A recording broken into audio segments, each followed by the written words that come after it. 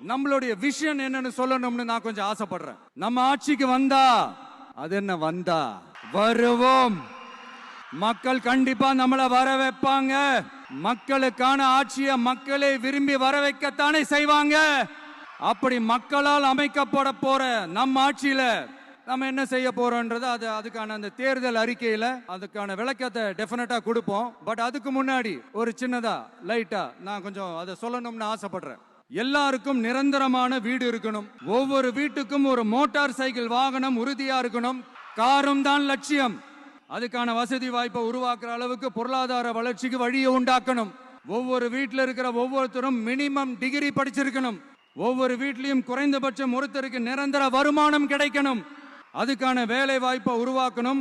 அதுக்கு தகுந்த மாதிரி கல்வியில பாடத்திட்டத்துல சீர்திருத்தம் செய்யணும். கவர்மெண்ட் ஹாஸ்பிட்டல்ஸுக்கு மக்கள் எல்லாரும் பயம் இல்லாம நம்பி போற மாதிரி மாத்தணும். பருவமழை காலத்துல ஏற்படுற வெள்ளத்தால ஊரும் சரி மக்களும் சரி விவசாயமும் சரி பாதிக்கப்படாம இருக்கணும். அதுக்கு 4000 கோடி திட்டம்னு ஒரு உருட்டுனாங்களே, அந்த மாதிரி எல்லாம் எதுவும் இல்லாம உண்மையான ஒரு பாதுகாப்பு திட்டத்தை உருவாக்கணும். மீனவர்களோட, தொழிலாளர்களோட, நெசவாளர்களோட, அரசு ஊழியர்கள் மற்றும் ஆசிரியர்களோட கருத்து கேட்டு அவங்களுக்கான பாதுகாப்பு மற்றும் வளர்ச்சி திட்டங்களை உருவாக்கணும். உருவாக்குறது மட்டும் இல்ல, அதை செயல்படுத்தணும். முக்கியமா இண்டஸ்ட்ரியல் டெவலப்மெண்ட்ஸ்ல கான்சென்ட்ரேட் பண்ணணும். எல்லாத்தையும் விட ரொம்ப ரொம்ப முக்கியம், சட்டம் ஒழுங்க ரொம்ப ஸ்ட்ரிக்டா வச்சிருக்கணும். நம்மளுடைய அம்மா, அக்கா, தங்கச்சிகள், அவங்களுடைய பிள்ளைகள், குழந்தைகள் எல்லாருக்கும் பாதுகாப்பு, அதுவும் உண்மையான ஸ்ட்ராங்கான பவர்ஃபுல்லான பாதுகாப்பை உண்டாக்கணும். அண்ணா யூனிவர்சிட்டியில நடந்த அந்த பெண்ணுக்கு நடந்த அந்த பிரச்சனை மாதிரியோ, இல்ல கோவையில நடந்த அந்த கல்லூரி பெண்ணுக்கு நடந்த பிரச்சனை மாதிரியோ அதெல்லாம் நடக்க விடவே கூடாது. நம்ம வீட்டு பெண்கள் ஸ்ட்ராங்கா பயமே இல்லாம தைரியமா இருக்கணும். இதை எப்படி செயல்படுத்த போறோன்றது முன்னாடி சொன்ன மாதிரி நம்மளுடைய தேர்தல் அறிக்கையில அதுக்கான விளக்கத்தை ரொம்ப டீட்டெயில்டா கொடுப்போம். நான் சும்மா மத்தவங்க மாதிரி அவங்கள மாதிரி எல்லாத்தையும் அடிச்சு விட்டுட்டு ஏமாத்துற வேலையெல்லாம் இங்க கிடையாது நம்ம கிட்ட.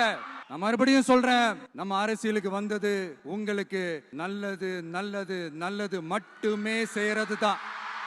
எங்களுக்கு வேற எந்த அஜெண்டாவும் கிடையாது.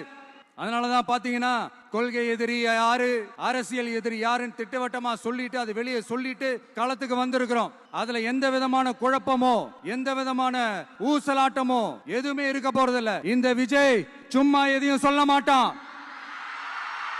ஒன்னு சொன்னா அதை செய்யாம விட மாட்டான். அது மக்களுக்கு நல்லாவே தெரியும்.